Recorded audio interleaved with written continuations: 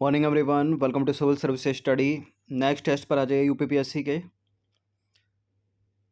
देखिए, इसमें सारे के सारे प्रश्न जो हैं वो यूपीपीएससी के प्रीवियस ईयर के प्रश्न हैं। ठीक है, तो उनकी प्रैक्टिस करेंगे और बीच बीच में बाकी ऐड करते रहते हैं। इसमें ये पूरे के पूरे प्रीवियस ईयर की हैं। तो इस सीरीज़ की प्लेलिस्ट बना रखी है मैंने, वहाँ पर आप टेस्ट नंबर 1 से लेकर 228 तक पहुँच सकते हैं। 228वें नंबर का टेस्ट है, 227 टेस्ट इसके नीचे डिस्क्रिप्शन बॉक्स में प्लेलिस्ट का लिंक है, वहाँ पर आप चले जाओगे। और इस सीरीज़ की आप पेड सीरीज़ प्राप्त कर सकते हो, जिसमें मिलेंगे आपको फुल टेस्ट। डिस्क्रिप्शन बॉक्स में मेरा नंबर है, उस पर कॉल या व्हाट्सअप कर दीजिए। तो समय कम है, 12 जून को एग्ज़ाम है और यूपीपीसीएस का जो एडमिट कार्ड आता है वो 10 दिन पहले आता है और यूपीएससी सिविल सेवा का 25 से 30 दिन पहले आता है। ये 10 से 11 दिन पहले एडमिट कार्ड देती है, यानी 1 या 2 तारीख को आ जाएगा। तो प्रैक्टिस करते रहिएगा। पहला प्रश्न है, निम्नलिखित राजाओं में से किसने अकबर के पहले तानसेन को संरक्षण दिया था? तानसेन के बचपन का नाम रामतनु पांडे था। तो तानसेन को संरक्षण दिया था भाटा के राजा रामचंद्र सिंह ने। भाटा क्षेत्र वर्तमान में मध्य प्रदेश का रीवा क्षेत्र है। तो अकबर के पूर्व तानसेन जो है भाटा क्षेत्र के राजा रामचंद्र सिंह के दरबारी कवि के रूप में रहे थे और तानसेन का मूल नाम रामतनु पांडे, मूल नाम। ठीक है, बचपन का नाम की जगह मूल नाम कर लीजिए। नंबर 2 पर आ जाइए। निम्नलिखित में से कौन सा एक सही सम्मिलित नहीं है? दाम के सामने तांबे की मुद्रा, देसाई के सामने राजस्व अधिकारी, दीवान के सामने प्रांतीय राजस्व का प्रमुख और जरीब एक प्रकार का कर। देखिए, पहला वाला करेक्ट है, दूसरा करेक्ट है, तीसरा करेक्ट है। जरीब एक प्रकार का कर नहीं था। जरीब आप यूपी लेखपाल में पढ़ोगे। जरीब क्या है? भूमि की माप हेतु प्रयुक्त। ठीक है, एक होती है लोहे की, होती है इस तरह से होती है वो, और पटवारी या लेखपाल लोग उसका यूज़ करते हैं ज़मीन को नापने के लिए आज भी। तो मुगल काल में जो है भू राजस्व व्यवस्था में जरीब जो थी वो भूमि माप के लिए जो है प्रयुक्त होती थी।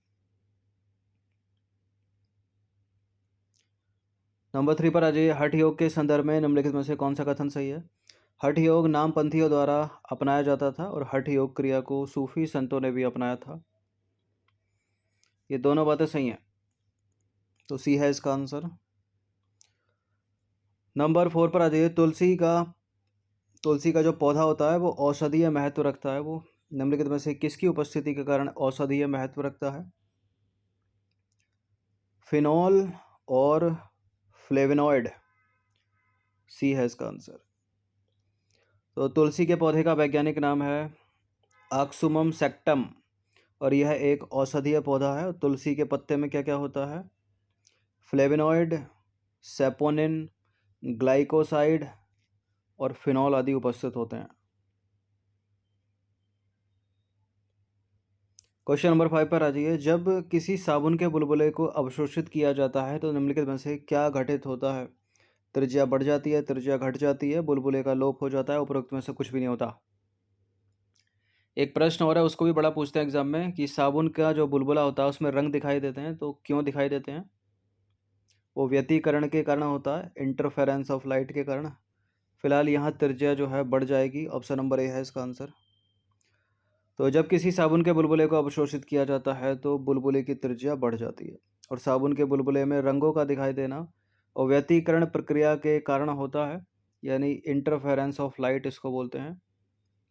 ठीक है, और आकाश का नीला दिखाई देना, समुद्र का नीला दिखाई देना, ये किसके कारण?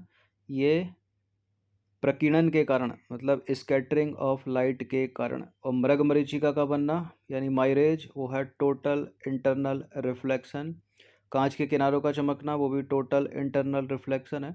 अच्छा, पानी में जो है एक पेंसिल पड़ी है, देखने पर मुड़ी हुई दिखाई दे रही है, तो ये क्या है? यह है आंतरिक परावर्तन, सॉरी यह है अपवर्तन, प्रकाश का अपवर्तन। और पानी में एक सिक्का पड़ा हुआ है, वो अपनी वास्तविक स्थिति से थोड़ा ऊपर से उठा हुआ दिखाई दे रहा है, ये भी क्या है? अपवर्तन है। क्वेश्चन नंबर 6 पर आ जाइए। मानव आहार में पालिश किए हुए चावल का अगर कोई उपयोग कर रहा है तो निम्नलिखित में से कौन सा रोग उसको हो जाएगा? कौन से विटामिन की कमी हो जाएगी? इस तरह से ही पूछ लेते हैं, तो बेरी बेरी रोग उसको हो जाएगा। अगर वो पॉलिश किए हुए चावलों को खा रहा है तो मानव आहार में पॉलिश किए हुए चावल के उपयोग से जो है बेरी रोग हो जाता है। यानी बेरी रोग अगर उसको हो गया तो विटामिन B2 की जो है उसको कमी हो गई है। जो धुआं होता है, स्मॉग होता है, वो आवश्यक रूप से वायुमंडल में निम्नलिखित में से किसकी उपस्थिति के कारण होता है? Oxygen, ozone, ozone nitrogen, oxygen तथा नाइट्रोजन, नाइट्रोजन तथा सल्फर के ऑक्साइड। देखिए, जो धुआं होता है वायुमंडल में नाइट्रोजन और सल्फर के ऑक्साइड की उपस्थिति के कारण होता है। DS का आंसर। क्वेश्चन नंबर 8 पर आ जाइए। निम्नलिखित में से कौन सा जो है सही सुमेलित नहीं है? भारतीय जल सेना अधिनियम 1927, सविनय अवज्ञा आंदोलन 1930, द्वितीय गोलमेज सम्मेलन 1931, सांप्रदायिक निर्णय 1933। देखिए, भारतीय जल सेना अधिनियम 1927 सही है, सविनय अवज्ञा आंदोलन 1930 सही है। अगर नो कॉपरेशन मूवमेंट होता तो वो होता 1920 से लेकर 1922। द्वितीय गोलमेज सम्मेलन 1931, पहला 1930 और तीसरा 1932। ठीक है, कुछ 31, 32, 33 याद किए हैं, वो गलत है। ठीक है, 30, 31, 32 है। पहला 30 में, दूसरा 31 में और तीसरा 32 में। सांप्रदायिक निर्णय 1933 का नहीं है बल्कि 1932 का है। कॉमनल अवार्ड भी इसको बोलते हैं। तो सांप्रदायिक निर्णय 1932 में हुआ था। 16 अगस्त 1932 को ब्रिटिश प्रधानमंत्री रैमजे मैकडोनाल्ड ने सांप्रदायिक पंचाट भी बोलते हैं इसको, या सांप्रदायिक निर्णय या कॉमनल अवार्ड या मैकडोनाल्ड अवार्ड, किसी भी नाम से प्रश्न ये पूछा जा सकता है, इसकी घोषणा की गई थी और यह अंग्रेजों द्वारा भारत में अपनाई गई फूट डालो और राज करो नीति का एक अन्य उदाहरण था। क्वेश्चन नंबर 9 पर आ जाइए। यह प्रश्न इंपॉर्टेंट है, इसकी पुनरावृत्ति होती रहती है लोअर PCS में, अपर PCS में, समीक्षा सहायक समीक्षा अधिकारी की परीक्षा में और यूपी के दूसरे एग्जाम में। INA के अधिकारियों पर मुकदमा कहाँ चलाया गया था और वो कौन कौन से अधिकारी हैं, मतलब वो कौन कौन से लोग हैं, उनके नाम क्रांतिकारी, वो भी पूछ लेता मैचिंग करवाने के लिए, एलिमिनेट करवाने के लिए। तो लाल किला परिसर दिल्ली में हुआ था ये। तो INA के गिरफ्तार अधिकारियों पर मुकदमा 1945 में दिल्ली के लाल किले में जो है चलाया गया था या लाया गया था।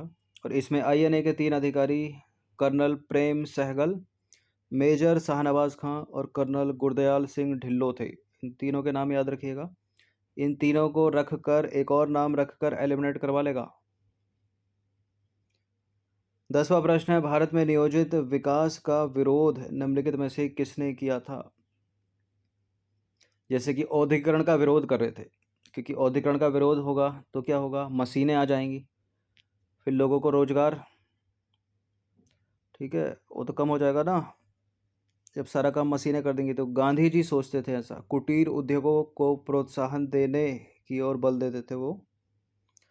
तो भारत में नियोजित विकास का विरोध महात्मा गांधी ने किया था। गांधी जी औद्योगिकरण एवं मशीनीकरण के विरोधी थे। उन्होंने कुटीर और ग्रामीण उद्योगों का समर्थन करने के साथ गांव की अर्थव्यवस्था की आधारभूत इकाई माना। ठीक है, कुटीर और ग्रामीण उद्योगों को जो है गांव की अर्थव्यवस्था की आधारभूत इकाई माना गांधी जी ने। उन्होंने मशीनों के प्रयोग के स्थान पर श्रम परक उद्यमों को अधिक महत्व दिया ताकि अधिक से अधिक लोगों को रोजगार मिल सके। क्वेश्चन नंबर 11 पर आ जाइए। निम्नलिखित में से किस मंदिर को विदर्भ के खजुराहों के रूप में भी जाना जाता है? इसका उत्तर है मार्कंडेश्वर मंदिर, ऑप्शन नंबर ए। तो मार्कंडेश्वर मंदिर को विदर्भ के खजुराहों के रूप में भी जाना जाता है। यह है महाराष्ट्र के गढ़चौली डिस्ट्रिक्ट में बेनगंगा नदी के तट पर स्थित है। प्रश्न क्रमांक संख्या 12 है, धन विधेयक भारत के संविधान के किस अनुच्छेद में परिभाषित किया गया है? तो धन विधेयक है भारतीय संविधान के अनुच्छेद 110 में। और वार्षिक वित्तीय विवरण की बात करें तो 112 में है। और बजट शब्द का भारतीय संविधान में कहीं भी प्रयोग नहीं हुआ है, वर्ष वार्षिक वित्तीय विवरण का हुआ है। तो धन विधेयक को भारतीय संविधान के भाग 5 में और अनुच्छेद 110 के अंतर्गत परिभाषित किया गया है। ठीक है, भारतीय संविधान के अनुच्छेद 112 में भारत के केंद्रीय बजट को वार्षिक वित्तीय विवरण के रूप में निर्दिष्ट किया गया है, जो कि भारतीय गणराज्य का एक वार्षिक बजट होता है, जिसे हर साल फरवरी के पहले कार्य दिवस को भारत के वित्त मंत्री द्वारा संसद में पेश किया जाता है। क्वेश्चन नंबर 13 पर आ जाइए। भारतीय संविधान के अनुच्छेद 162 के शीर्षक के संबंध में निम्नलिखित में से कौन सा सही है? क्या है अनुच्छेद 162 में? राज्य की कार्यपालिका शक्ति, या राज्यपाल के कार्यालय के लिए शर्तें, या राज्यपाल की पदावधि, या राज्य की कार्यपालिका शक्ति का विस्तार? पूरा उत्तर ये सही होगा। इससे अच्छा राज्य की कार्यपालिका शक्ति का विस्तार है भारतीय संविधान के अनुच्छेद 162 में। तो भारतीय संविधान के 162 अनुच्छेद 162 के अनुसार संविधान के उपबंधों के अधीन रहते हुए किसी राज्य की कार्यपालिका शक्ति का विस्तार उन विषयों पर होगा जिनके संबंध में उस राज्य के विधानमंडल को कानून बनाने की शक्ति है या विधि बनाने की शक्ति है। जो मणिपुर पहाड़ियों में इम्फाल बेसिन है वो एक सुंदर उदाहरण है। किसका उदाहरण है वो? जलोढ़ मैदान, हिम नदीय मैदान, लोअस मैदान या सरोवरीय मैदान। देखिए, मणिपुरी पहाड़ियों से घिरा इम्फाल बेसिन जो है वो सरोवरीय मैदान का उदाहरण है और मणिपुर की कैपिटल भी है इम्फाल। तो मणिपुर पहाड़ियों से घिरा इम्फाल बेसिन सरोवरीय मैदान का एक उदाहरण है। क्वेश्चन नंबर 15 पर आ जाइए। इनमें से कौन सा एक नगर ट्रांस साइबेरियन रेल मार्ग पर अवस्थित नहीं है? ट्रांस साइबेरियन जो विश्व का सबसे लंबा रेल मार्ग है रूस में। कजान स्थित है, ओमस्क स्थित है, चिता स्थित है, सोची स्थित नहीं है। ये काकेकस रेल मार्ग पर है। तो ट्रांस साइबेरियन रेल मार्ग की लंबाई है 9,289 किलोमीटर। यह विश्व की सबसे लंबी रेलवे लाइन है जो रूस की राजधानी मॉस्को को रूस के ही व्लादिवोस्तोक से जोड़ती है।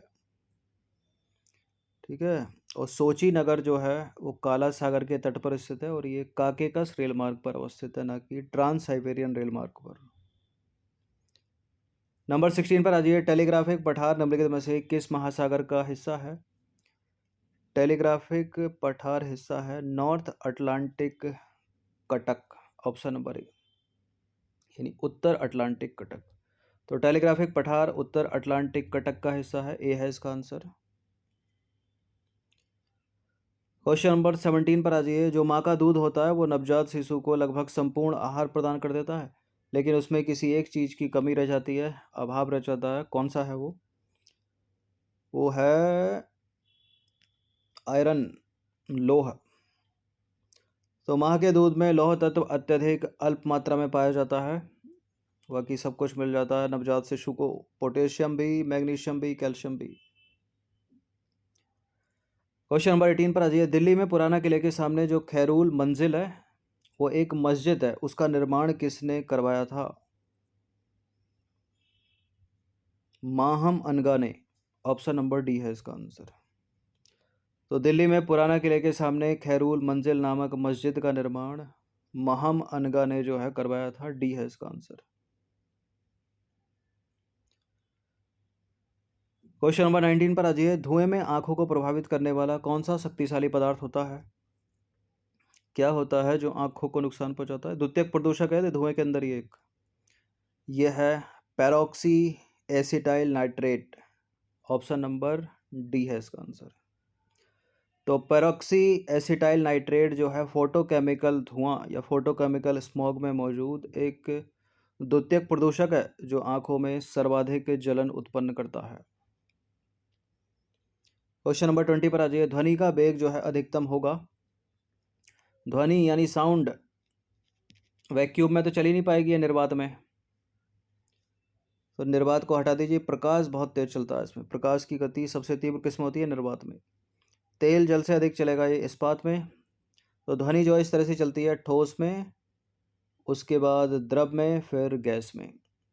अब प्रश्न ठोस का कोई एग्जाम्पल रख के पूछ सकता है, द्रव का, फिर गैस का, यानी ऐसे भी दे सकता है कि इस्पात में, तेल में या जल में, दोनों तो लिक्विड ही हैं, गैस जैसे कोई गैस दे दी, ओजोन या कार्बन डाइऑक्साइड। तो ध्वनि का वेग वायुमंडलीय परिस्थितियों जैसे कि ताप, आर्द्रता और घनत्व इत्यादि परिस्थितियों पर निर्भर करता है। अगर स्टेटमेंट बनाकर पूछे तो करता है। ठोस पदार्थों में ध्वनि का वेग अपेक्षाकृत अधिक होता है। ठीक है। तो विकल्प में जो इस्पात है वो सर्वाधिक प्रासंगिक या सही उत्तर होगा। तो 20 प्रश्न थे, इनकी प्रैक्टिस एक बार कर लीजिएगा। धन्यवाद। जो भी स्टूडेंट पेड सीरीज़ प्राप्त करना चाहते हैं वो डिस्क्रिप्शन बॉक्स में मेरा नंबर है, उस पर कॉल या व्हाट्सअप कर सकते हो आप लोग।